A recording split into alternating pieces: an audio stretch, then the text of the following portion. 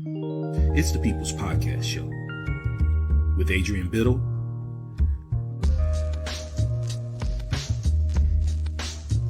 Melissa Bartlett,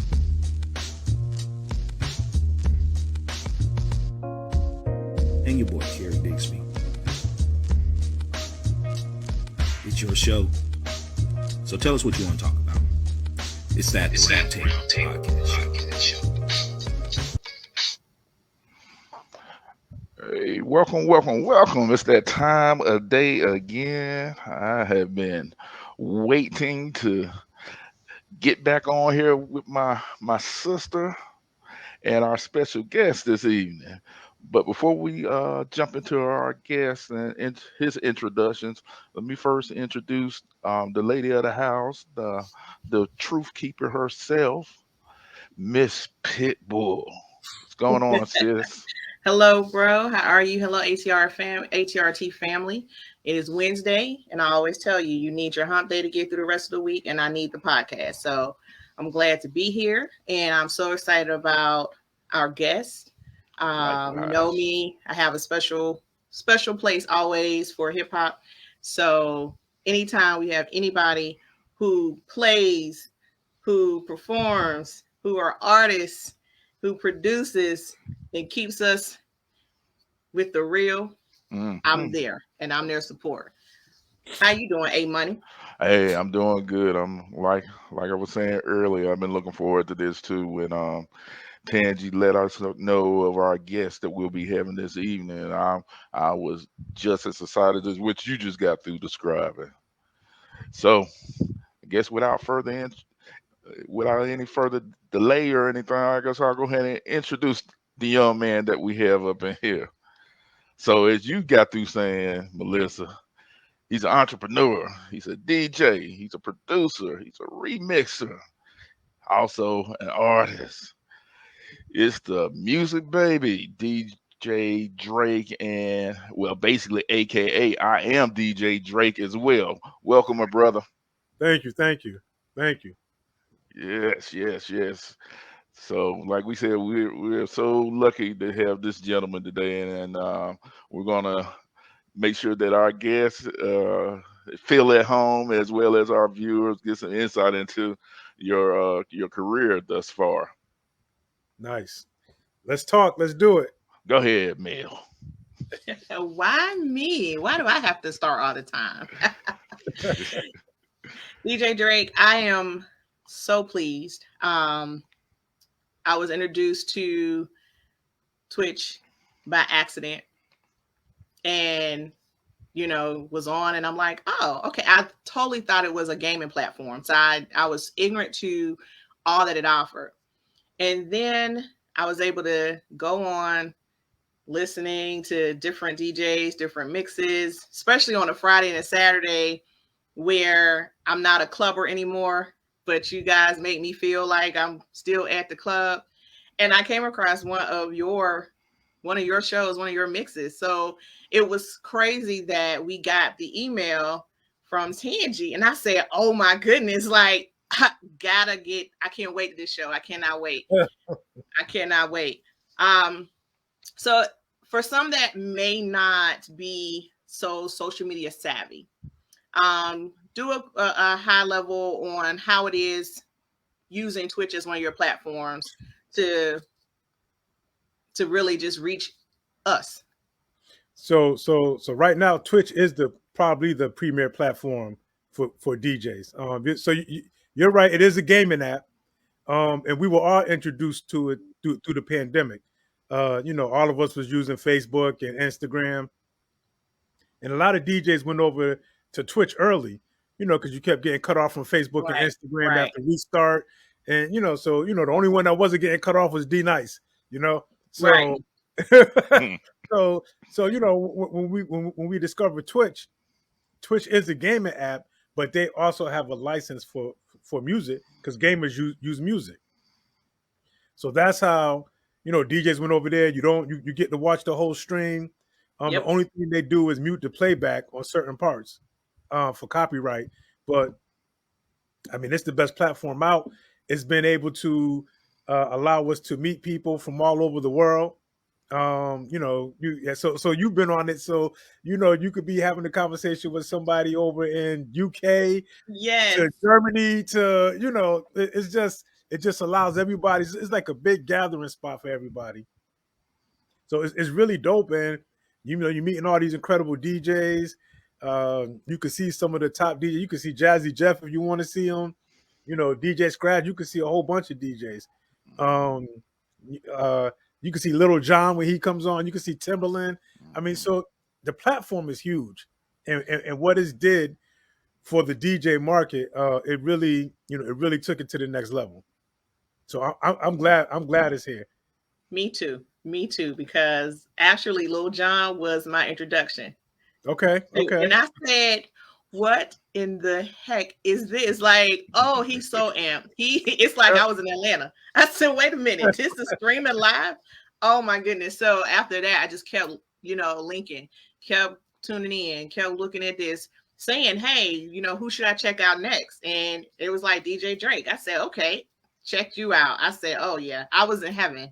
Twitch is like my savior to hip hop, because even with some of the streaming music platforms, it starts still to kind of get a little redundant. So right. To have, you and the others be able to just really just show out, like no rhyme, no reason, just go what you feeling. You digging in the crates from the 80s, boom, or you all trying, you doing what today is, what your heart is feeling. That's what I love. That's what I love. And the beautiful thing about Twitch is you could find something that you could find something that you want to hear. Somebody's doing something that you want to hear, whether it's slow music or house music or hip hop, R&B, neo soul. Somebody's doing something. So that's the beauty of it. It's not the same thing. It's not like terrestrial radio where same 18 songs in a row.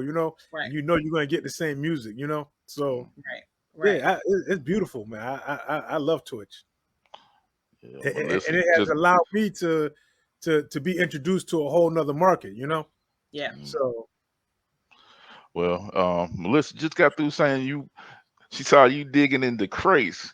You see that you have one of the largest collections of records, pretty much in comparison to most DJs. How many records you think you have over there, sir? Oh my God, I got records going back to the 1950s. I got my father's records, my brother's records, my uncle's records. Then when I started collecting in like 1980, when I first, as a little young kid, first getting into music, and everything I collected, and records from when I was on radio, and I mean, man, you looking at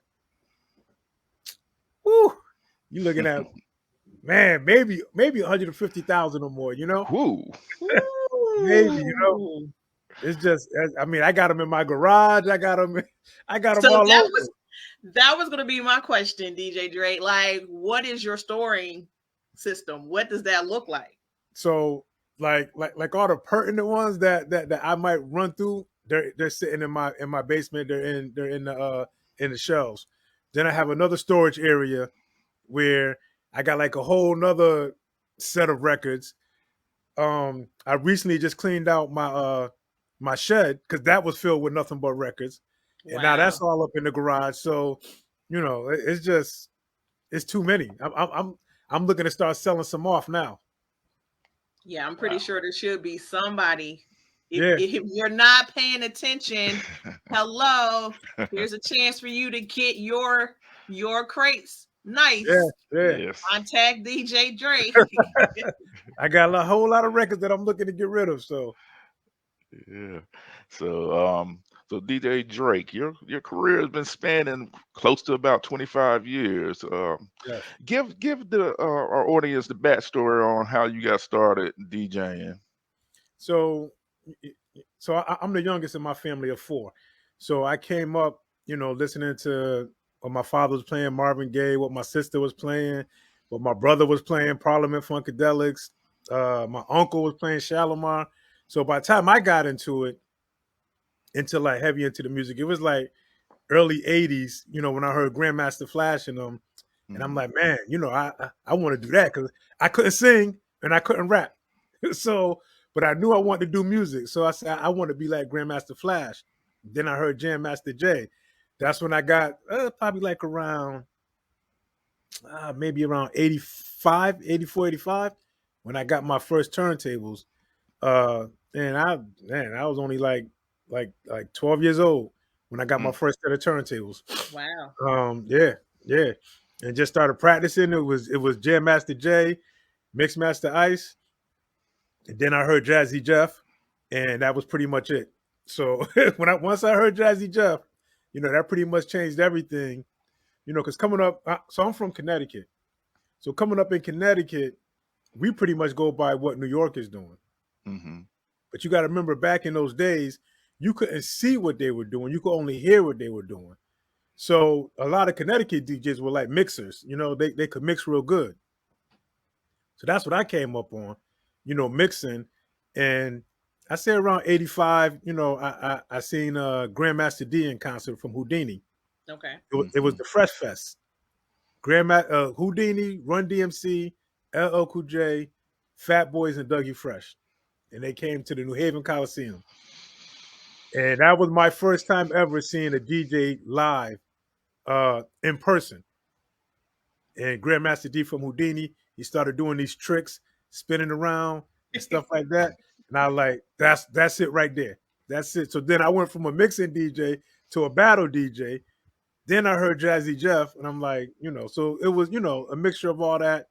And Jazzy Jeff and Kid Capri are my favorite DJs. So, I took from both of them and then added my own to my own style. And from there, I took it to college, went to college and was DJing all the parties and fraternities and sorority parties from there. After college, started doing all the clubs, and we started our own entertainment company, Music Man Entertainment. We started doing events. We actually hooked up with Def Comedy Jam and started bringing the artists from Def Comedy Jam down to Hartford. So like JB Smooth and Earthquake and all of them, Talent, Drew Freight, all of them. We had them all. We brought them down here. I'm good friends with all of them. So we started doing that in like 1994. Yeah. And then I started doing radio, 93.7, then Power 104, Sirius XM. So it's been a journey. It's been a journey. I could scratch one of my questions off because I was going to ask, how did Young King growing up in Connecticut have the draw and have the influence of hip hop, which knowing I had a friend that, caught the train from Connecticut to New York every day. So I know that they're, relatively close. I'm just like, how did that happen? And that was one of my questions. So I could tell you, right? So it is kind of funny. So again, we were too young. You talking now 80s. We wasn't hopping on no trains or doing none of that. We was teenage. We weren't even teenagers. We were still, So me and my cousin Mike, may he rest in peace. We used to, at like around 1 o'clock at night, all the radio stations in Connecticut would go off. So you could hear, you still would have static, but you could hear the Kiss FM with Red Alert. Oh, wow. So we would get that like around 1 o'clock at night. That's what we listening to. Red Alert. You get the static and everything, but you get the gist of what's going on. So that was like our true introduction to hip hop. Learning about all the music and every song we heard, we would go down to the local record store, see if they had it, go buy it. But that was like our introduction through listening through the radio, just a little faint sound that we could get. We would get that. Again, I'm the youngest. So my sister, when she was in college, her boyfriend is from Philly. Uh-oh. And he used to give me tapes of Jazzy Jeff and Cash Money. Yep. So that's how I got introduced to them before they even put out records. So I was, I'm listening. Again, you can't see it, so I'm listening and learning how to do what they do just through listening, So, those are my introductions. I can relate. I grew up in Montgomery, Alabama, where you got blues and R&B till like 12 o'clock on Saturdays. And then, Yeah. that was it. And the very first time I went to New York, I was 10. Wow. And I was just in awe. And my aunt, to one point, we were walking through Harlem, and my aunt is like, "Close your mouth," because I was just like taking it all in. And I'll never forget, like, to be up and everyone's up and everyone's out. And I got a chance to see some real live B-boys breaking and battling on cardboard on the sidewalk. And Wow. I thought I had arrived. Like, this is life. This is living. Like, as soon as I get grown, I'm moving to New York. And I try to tell my children there's a difference when people say hip hop. I was born into hip hop. Hip hop raised me. There's Right. a totally different feeling, energy, vibe that was going on at that time that they're never going to get, because everything is so accessible. Everything, boop, boop, boop, you pop it in, you can see them, you can follow them, you can do all this.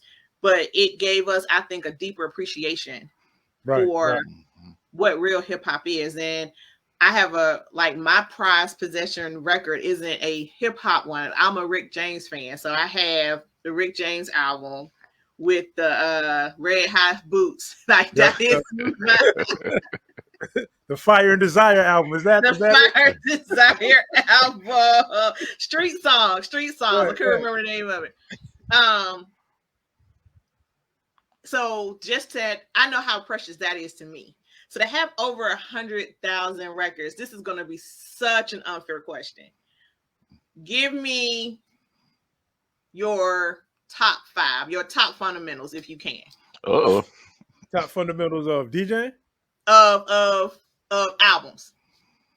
Oh, my top 5 albums? I know it's unfair. If you can.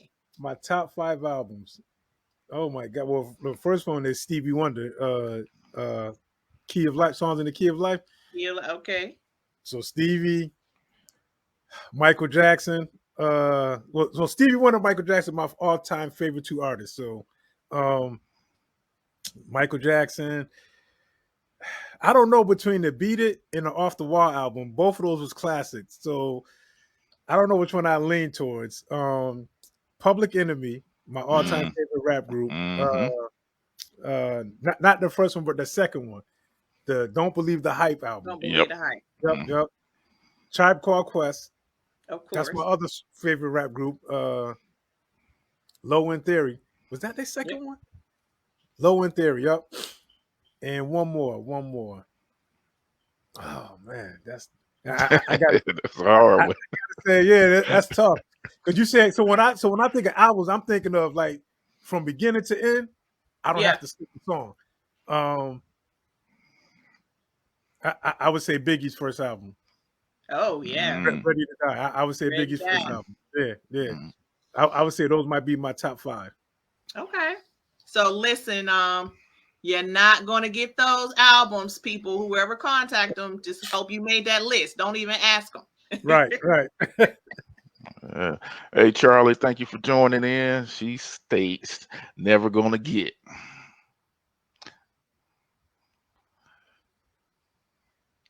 Oh, no, that is she said that good selection on your part that you were listing just now, DJ Drake. Okay, thank you. So now you were talking about all the comedians that you kind of rubbed elbows with, and we know that there's been some heavy hitters that you've been performing on stage with. Top, I'm gonna almost do like what Melissa just did, but I'm gonna shorten it. Top 3 performers that you had the opportunity to work with. Okay. I can tell you 2 right off the rip. Now, Okay. I know the 3, so man, it's tough because I performed on stage. I opened up for Public Enemy. That was crazy. EPMD, Big Daddy Kane, all those were big. But I gotta say, believe it or not, my top 3 would be 1, Busta Rhymes. His energy is just amazing. Right? Like Busta Rhymes gives one of the best shows you'll ever see. Like, do not come after him. You're not going to be able to match that energy. So I would say Busta Rhymes, and then I would say two who's on a similar path to Busta Rhymes, DMX. When I had the opportunity to perform with DMX, performed with him a couple of times, performed on stage a couple of times, but the first time when he first came out, his album first dropped. Wow, you're talking like 3,000 people that just lost their mind. I mean, the energy that DMX had was amazing. And then I'm gonna say my third right now would be Cameo. Cameo. When I perform with All Cameo, right. that, and again, so I'm a big old school head. So Right. to perform with, I mean, Larry Blackman, I mean that was amazing. And this was before he, before he looking like he looking now, but barely walking. I was going to tell you, they just did a show in Ohio. I think it Oh was yeah, last weekend. So I just seen him maybe like last year, and he had to sit down when he's performing, and so he's so he sat down, and my one of my friend's mom went to the concert in Ohio this past weekend. It's like, he's sitting down, and she was like filming. She sent us some pictures, and I'm like, he still has his cup. Like, he still wears the cup. Yeah. But when I performed on stage with them, this was like mid 2000s. I mean, they were still Cameo, Right. They were still killing it. So I would have to say those three, and then honorable mention Public Enemy, because Public Enemy shows is just amazing. Energy. Yeah, just straight energy. So that's what I like. So I like the energy shows, because that's how I play when I DJ. I play energy, like energy type style. So. Charlie chimes in again and said, "Hey friends, yeah, these kids would never get the hip hop vibes we did. VBFF." Yeah. I mean, the way we came up with Tribe Called Quest and Public Enemy and KRS-One and all them, that golden era hip hop will never be again. Right. De La Soul.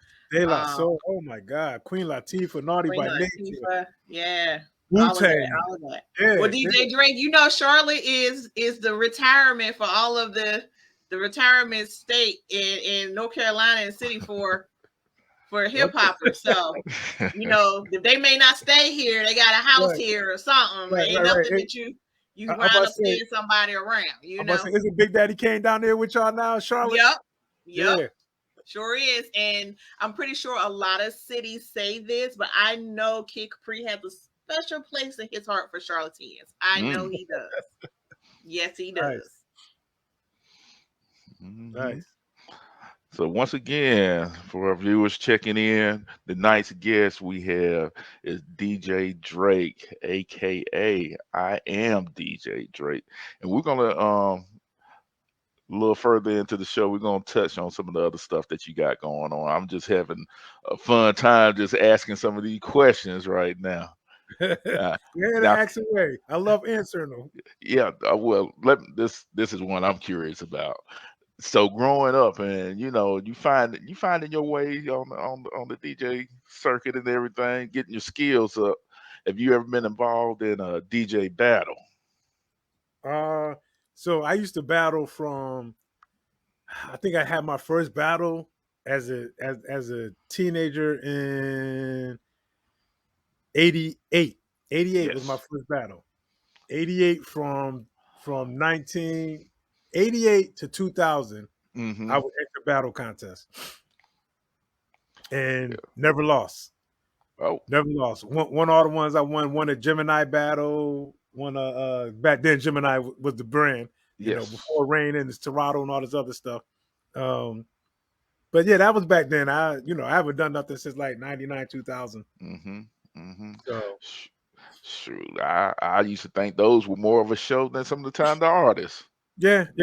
But I started turning away from that, just to focus more on a party aspect. I never wanted to be a battle DJ. Yes. So that's why I say like my style is a cross between growing up, first learning how to mix, second, seeing Grandmaster D learning how to do tricks, third, seeing Jazzy Jeff learning how to cut and scratch better, Mm. and then 4, rocking the party, watching Kid Capri. So those has always been my influences. So I'm not just a strict party, a strict battle DJ.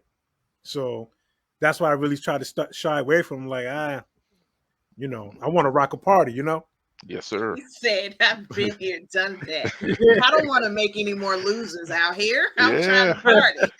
Yeah, he walked off as the champ. He Yeah. said, I'm not trying to win again. Let me just go ahead and rock the party. Let me just rock the party. In the battles I did, they was New England battles. I never like entered no DMC or nothing like that. I never entered nothing like that. Mm-hmm, So mm-hmm. I never wanted to go that route. So Yeah. Right.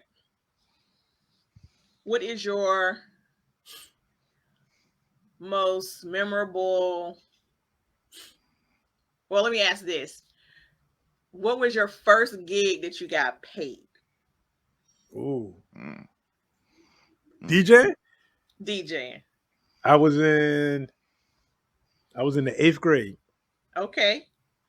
and the athletic director of the high school. I wasn't in high school yet. The athletic director of the high school. Everybody knew I was DJing. He would hire me to do the high school dances. Oh, wow. And so he would pay me like $75. That's probably why he was hiring me, because he only had to pay $75. In the 8th grade, I didn't know no better. I was just happy, So that was my first thing I did to get paid. I was DJing high school parties in the 8th grade. Yep. Oh. Wow. There's some people $75. that don't have a story that early. Some Not at people were all. grown before they got paid. Yeah, Some money. Yeah. I DJed all through high school. All through high school, did radio. My senior year in high school, did college radio. On Thursday nights, me and my partner would DJ for. Well, back then we was we would call them old folks because we was nothing but kids. But they were they had a spot that they would go to, and we would DJ it. DJ over by 1, get up and go to school next day. So yeah. All right. Vinyl versus digital mixer. Which one you prefer? Oh my God! So I grew up on vinyl, but I'm going to tell you, I prefer the laptop. Oh, really? I prefer the laptop. Yes, Okay. yes, I prefer the laptop. I mean, it probably put a good 25 years back on my life for DJing. Mm. DJs had to have good hands and backs. Listen, we came up in the era. Around. Right, I came up in the era where for DJing parties, Kid Capri was God. So Kid Capri would travel with 12 record cases, so everybody felt like they had to do that. And man, trying to carry record crates upstairs to clubs, and I'm so glad they invented did what they did with Serato and the computer. I take that any day. I take that any day over the records. Right. Mm-hmm. So what are some of your, I can just sit and eat all of the hip hop experiences and stories that you have, especially the earlier ones where, someone like me being in Montgomery, I didn't get any of that until afterwards. So, but I'm not going to keep you there. What are some of your other projects that you have going on? So again, right now, we have the Twitch going on. We had a single out. We put a single out. We put out 2 singles. So we put out our first single in 2020 during the pandemic, summer of 2020. Afro house song called Africa.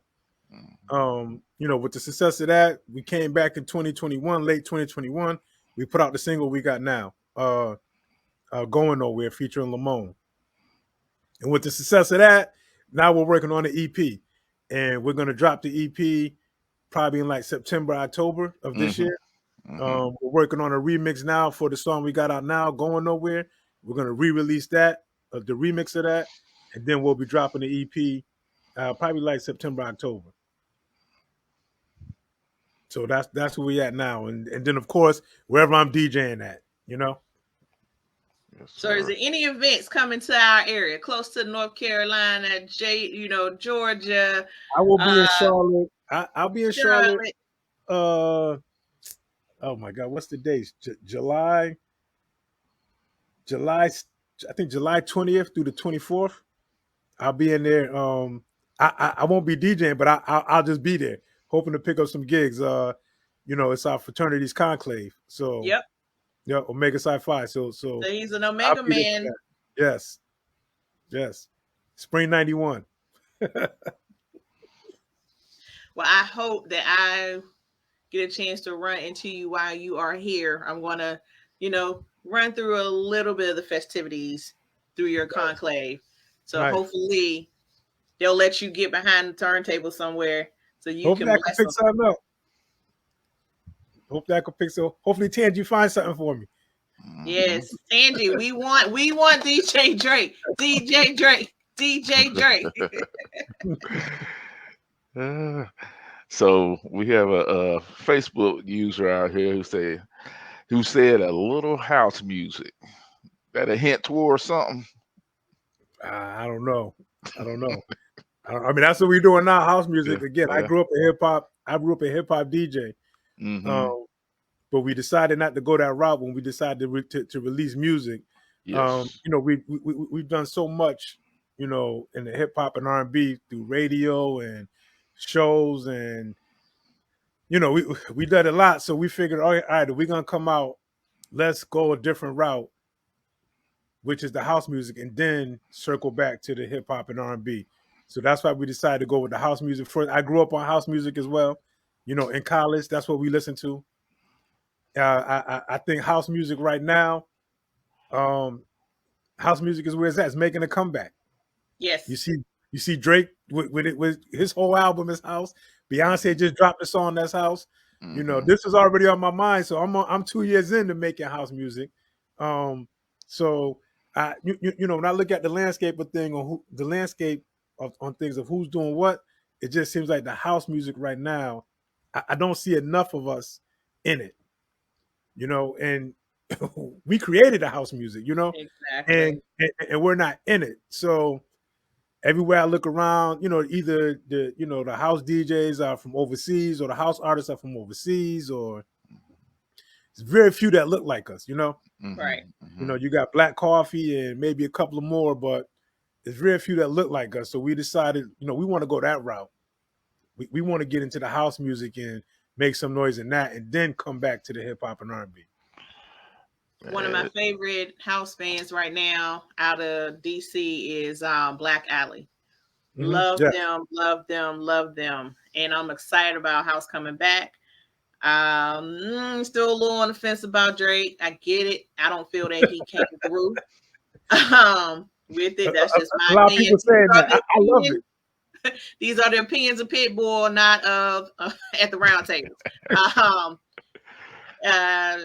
I feel like it was like it's a soft house, Right. Even though you can have soft house. Right. So that's kind of where I'm like, But yes, I'm feeling Beyonce, definitely. Feeling the single, definitely. Like it's single fire. I love house, love it. Yeah, yes. And it's about time we start, we start getting back into what we created, So that, to me, that's the moves. That's where all the festivals are. That's where all the big gigs are at. All the residencies in Vegas. It's house music. I mean, so whether it's EDM, and again, when we started making house, we didn't realize all the different genres of house music. I mean, obviously we knew EDM and soulful house, but you got you got Afro house. It's just so many different genres of it. We was like, wow, we just making music. We don't know whichever one y'all put it in. That's what y'all put it in. Right. So, right, and that's what makes hits to me. Right. That it goes into it doesn't go into a box because it can go into too many of them. To me, that's music. Yep. So our house music encompasses a little bit of everything. I would say, mostly soulful, but it encompasses a little bit of everything. It got some EDM elements and all of that. DJ Drake, it sounds like you have a busy schedule. Keeping your name out there. How important in being a DJ is it to stay busy like that? I mean, it's important, but it depends on what it is that you're doing. So Mm-hmm. again, I'm from Connecticut, so you know, I pretty much did all I could do in Connecticut. You know, so of course I still DJ in Connecticut, but it depends on what it is. So most of my gigs now, I'm looking for all outside the state gigs or things like that, casinos and stuff like that. Um, so it's important to stay busy, but it depends on what the gig is. I'm not, you know, I see a lot of people that just take anything to take anything and feel like that's keeping them out there, but not me. It has to be right. Mm-hmm. It got to be something that I feel, you know. That's why, you know, I kind of don't DJ a lot in Connecticut because I've been there, done that. So, you know, it's important to stay busy, but it's important to take the right gigs as well. Absolutely. How do you balance your schedule with your personal life, your home life? How is, you know, being on the road sometimes, or, you know, getting that magic call like, yo, we need you and this artist, and there might have been a vacation plan. Like, Right, right. how do you balance that out? I mean, it's easy for me to balance it because my wife pretty much goes everywhere I go. So it's not, you know, she's right there with me from, you know, from beginning to end. Uh, you know, I never really had a problem with having to balance that out with my kids because I took some years off. Um, you know, when my son around 8 or 9 years old started getting into sports, I took a good from like 2009 to about 2015. I took those years off and really focused on my kids and watched him play basketball and all that. So they're in college, and so you know it's just me and my wife. So she goes wherever I go. So I don't really have no problems, you know.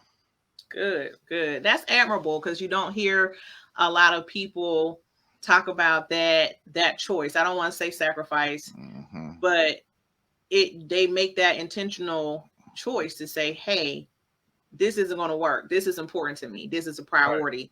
So that's very admirable. And I hope that, you know, some other people that may have a similar schedule that may be behind something else, maybe not with DJ or music, understand that it is definitely okay. And it is important because most children that have that chance to have that foundation and that grounding of the time with their parents, they are really great young adults right now.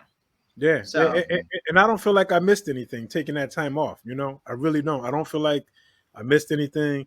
I was burnt out. You know, again, I've been going strong since the mid '80s as a 12-year-old to, you know, 2009. You know, nonstop. So I didn't feel. I was feeling burnt out.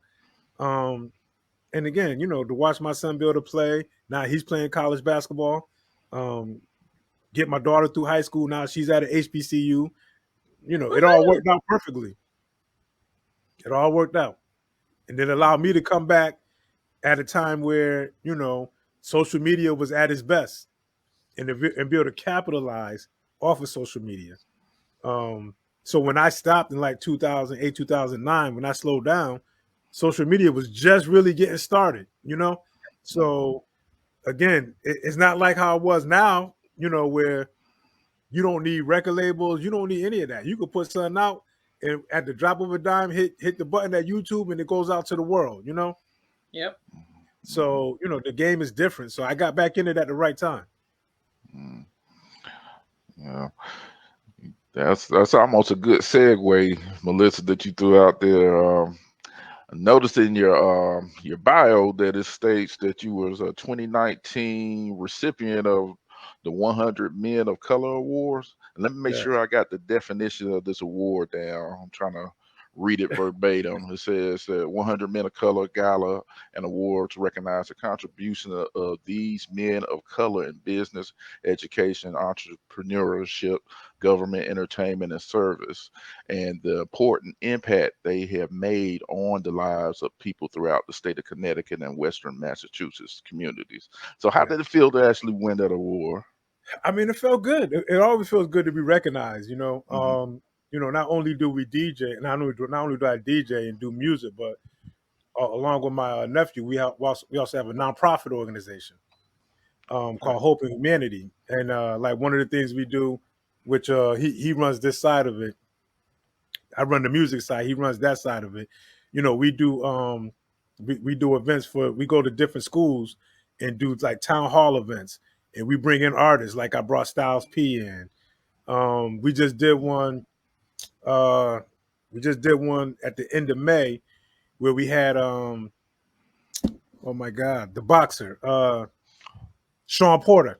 We Sean had the Porter. boxer Sean Porter come down and talk with the kids. So it's growing. It's getting bigger and bigger. We bring like different schools together. So we do like the town hall type thing, just trying to reach the kids. We've been doing that for like the last 3 years.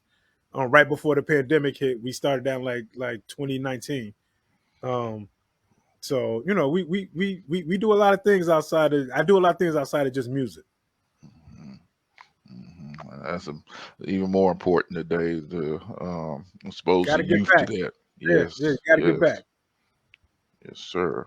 We had a gentleman on our show last year, Devontae Butler, was raised in Montgomery. I'm from Pittsburgh. He's from Pittsburgh. Met him in the mall, and he's an inspirational speaker for young men. Goes around talking to a lot of schools and different. He focuses towards men, but he does speak to the youth and as a whole, and the wisdom and the joy and the favor that God has in this young man's life, and the influence is ridiculous. I mean, he's so young. He's like, I'm gonna call you auntie. I'm like, yes. With a similar passion and purpose, giving back to our community. So many people get caught up in the good time, and let's be fair, we make our money off a good time, Yes. However, there's nothing wrong with it, but there's more to it than just a good time. You need something that you can, feed on afterwards, because when the music stops and the lights is out, that's it. That's it. Yeah. And the way I was raised is you got to give back, and just the way I see it personally, why wouldn't you give back? So I always tell people, I didn't do this on my own. Along the line, people have always stepped up to help me get to where I'm at. Mm-hmm. So, I just feel like it's my obligation to always give back or to always help the next person up. So again, I didn't do it on my own. Somebody had to help me. So why wouldn't I help the next person or help the youth or whoever, that we can help? So but that's just how I came up, And DJ Drake, what are the contacts for your nonprofit for anyone that's interested to follow, even participate, donate? What is the contact for your nonprofit? So the name of the nonprofit is Hope and Humanity.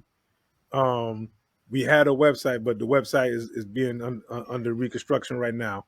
So the best way right now would be to either hit us directly on Instagram at I am DJ Drake or Tyree Huey. Those are the two ways to hit us on Instagram. Okay. But this has been fun. Yeah. Yes, sir. Quick question. So how often are you on Twitch? I'm still trying to learn that app myself. Get it, man. It's a beautiful app, man. I'm telling you, you won't Okay. be disappointed. You will not be. You will find something that you like. I promise you. Okay. And, so I used to do like 4 or 5 days a week, but I couldn't keep up with that schedule. Just too much going on right now, especially once we got to the spring. So right now I do Sundays, 12 p.m. to 2 p.m. Eastern Standard Time. We call it Classic Sunday Brunch. It's all straight 70s, 80s, and 90s music. We go in. Whatever your area is in the 70s, 80s, and 90s, we play it. So you gonna hear a jam. Yeah. You're going. So we do that on Sundays. On Mondays, we do 4 to 6. Eastern Standard Time. We call it It's an R&B thing, where we focus mostly on late 90s all the way up to today's music. Wednesdays we do 4 to 5, called Soul to Soul Wednesdays. And then here and there I'm in like rave trains on Tuesdays, once or twice a month. Maybe sometimes on a Saturday we'll come on for like a pop-up. But Sunday, Monday, and Wednesday is our days. Sunday. I'm 12 gonna to tell 2. you, DJ Drake, I can tell you right now. So I go from here to Pittsburgh quite often, and I drive. And so on my way back, you had me. I was like, thank you. Thank you. Yes. I was like, oh, turn it up. Because, I'm a 70s and 80s kid, like, all the songs. So I have, depending on what I'm feeling, I might get up and I might have my playlist with rock on it from the 80s or whatever. Like, and yeah, DJ Drake, you made that drive possible. When I looked up, I was crossing North Carolina state line. So I'm gonna tell you right now, thank you. Thank you for listening. And you say you're from Pittsburgh? Yeah. Okay, so my family is from right there. My mother and father's from Aliquippa. Oh, okay. Yep, so Aliquippa, Quiptown is like about 30 minutes outside the city. Yep. I used to have to go there every summer to visit my grandparents, but yeah, they're from Aliquippa, and my uncle's from Beaver Falls. Beaver Falls. Okay. Yep. So I know all about Pittsburgh on that area. I used to be out there all the time. Okay. Well, look, I'm gonna have to get some of my people in Pittsburgh and be like, if y'all not down with DJ Drake, y'all need to get him in the bird like quickly. Do a Put show. him up on it. Put him up on it. Yeah. Charlie chimes in real quick and said, long drives, mixes are the key. Absolutely. Yes, they are. Especially when you get in the zone. Oh, Yep. An 8-hour drive could seem like a 2-hour drive when you get in the zone, Yep. That's so true. It's so true. All right.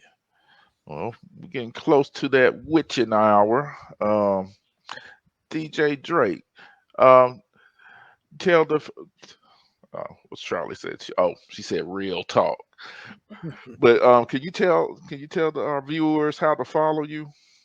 So best way to follow me, if you want to see me live on Twitch, is twitch.tv/IamDJDrake. That's if you want to see me live Sunday, Monday, or Wednesday. See how we do it, interact with the guests, interact with the chat room, people from all over the world. You can follow me on Instagram, TikTok, and YouTube at I Am DJ Drake. All three of those the same. And Mixcloud at I Am DJ Drake. There you go, family. We kept it simple for you. If you can't remember I Am DJ Drake, then I don't know what we need to do. Right. I mean, that's what they told me. You got to keep everything the same. So right. The I Dig t-shirts. Is that a t-shirt line from you or? No. So I usually get from Power and Black Tees. You got Melon Apparel. Those are some of the ones I get. But Power and Black Tees is like my main one that I go to. I'm coming out with my own collection. That should be out within probably by the end of July. That I'll start, selling on my streams. Okay. Well, I will be looking forward to one of those. Some of our previous shows, I'm known for my t-shirts, so I will definitely. That shirt game is fire. I will definitely be looking forward to that. So yes, we can have it on. But I'm just ecstatic. I'm delighted. I think I've held my composure, not talking too much, not being with just me like it's just me and DJ Drake. I'm super excited. We are a show of transparency, and we only had a couple guests that makes my cheeks red. So I was super, super ready for this one for sure. Thank you. And you got to let me know next time you on the stream. I will. You gonna see me, Miss Pitbull. You gonna see me. I'm gonna let you know this is me. All right. Yep. Let me know. Can you bring people in live, or is just comments? Yeah, no. I could, Uh-huh. but that's something that you got to pre-plan ahead of time. It would have to be Let's like try to off the StreamYard. pre-plan that for Miss Pitbull. Yeah, I can do that. Yeah, I used to do it all the time. Like when we do our fundraisers, Yeah. I used to do our fundraiser. It would be like a 12-hour stream just on my channel, and I would bring in other DJs, just like how you're doing now with the StreamYard. I would just use Mhm. StreamYard. Oh, okay. Yeah, and it would just bring them in live. I would love to see that. Yeah. I'm thinking about doing a Zoom one where we get a whole bunch of people on Zoom, and then we could bring them in live like that, where they could party, make it like a party type thing. Oh man, Ooh, that'd you be know, I tight. like the party. Yeah, Yeah, that'd be tight right there. yeah. You might see me partying at the conclave, so it'll be Okay. good. Okay, yeah. I'm gonna be there. We're gonna be lit. You already know when the I buzz know. is there. You already But know how it's we do. like it's been on the edge. Everybody's like, "Yo, when is it again?" I'm like, "Catch it Listen, up." They've been telling you This our first- Charlotte is going to be turned up. this is our first one since the pandemic, so you already Yes. know this gonna be. All I can say is don't miss it. Oh yeah. Don't miss it. Don't miss it. For sure. I'm glad I live here because they doing y'all dirty with the rooms, but we're not gonna talk about that. I know. Enlighten I got me. mine. That's all that matters. I got my room. That's all that matters. So like oh my god, so money, like the rooms, they know that this event is in Charlotte. It's on the books, it's with the county, city, all of that. So like all the downtown, you put those dates in, like they're all up by an extra $150. What? Yeah. That sounds like some CIAA tactics I right there. understand, right. They see us coming a mile away. Yeah. Did not know that. I'm away from. So Charlie said I'm away from home. What does that mean, Charlie? You're away from home. What does that mean? Oh, hold up. I might have missed something. Man, I'm trying to stay out of Charlotte, laugh out loud. Then she says I'm away from home. Oh, no. Come on down with me, VBFF. Party with me during this conclave. I need somebody to hold me accountable. We're going to be there having some fun. Oh, man. A bunch of us coming up from Connecticut, so. Woo! Oh, yeah. It sounds like it's going to be tight. Let's see. Come on to Charlotte, laugh out loud. And we got to make sure that we are missing Carrie. Mm-hmm. Carrie Digsby this evening. That's my other brother. Carrie, you're watching. I behaved. Thank you. Oh yeah, she been on point this evening. I'm a little scared because I'm so used to her her banter, but she's been on the straight and narrow. See? Yeah, and Charlie said, "Who is holding me accountable if I'm holding you accountable?" Uh-oh. That means that's it. Me and her need to hang out for this conclave. And she hits you up with #trouble. Two Leos, you can't go wrong. Yeah. Yeah, so I look forward to that then. I didn't know all that was going on with the rooms. That's scandalous. You know how they do. They make their money. Yeah. Mm-hmm. Well, like I said, it's about that time. You got any other questions, Melly Mel? I don't. I'm good because we'll wind up being 7:30, 7:45. So I'm going to button up my mouth. Thank you so much for coming on the show, sharing your time. We want to be respectful and good stewards of your time. And so we just appreciate you coming on. We hope that you enjoyed yourself. We hope that we made you feel comfortable. Those are our two key things that we like when our guests are on the show. And we hope that in some time you will come back again. Thank you. I would love to come back. And thank you for having me. It's been a pleasure. Certainly our pleasure. Hold on for us, DJ Drake and family. We'll be back next week with hopefully a special guest that's going to rock your socks. Oh, that sounds old, didn't it? That's, I'm going to go back and delete that some kind of way. Gonna rock your socks. Okay. Well, family, we'll see you next week. from at the round table. Peace.